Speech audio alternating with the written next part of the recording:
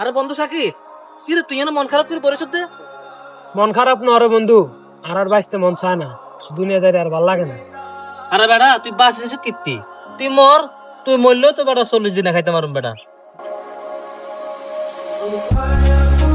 বন্ধু তুই আর লগে মজা লস, আর না সত্যি আর বাঁচতে মন চায় না। আচ্ছা বন্ধু, তোর মূল সমস্যাটা কি আমার একটু খুলি ক।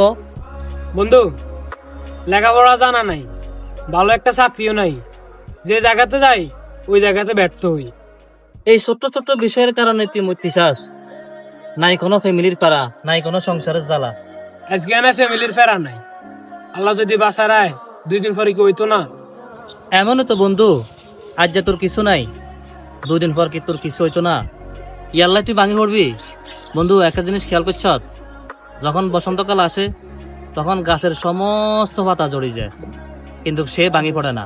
তার আল্লাহর প্রতি বিশ্বাস আছে, সামনে তার পাতা গজাইব।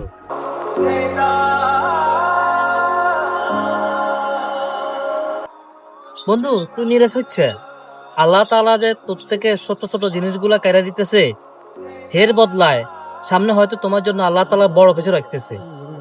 কারণ আল্লাহ তাআলা উত্তম পরিকল্পনাকারী। আল্লাহ তাআলা বলছেন, লা তাকুনাতু মির রাহমাতিল্লাহ, আমার রহমত থেকে, আমার আশা থেকে তোমরা কখনো নড়ে সইও না। তুমি এত টেনশন করো কেন বন্ধু?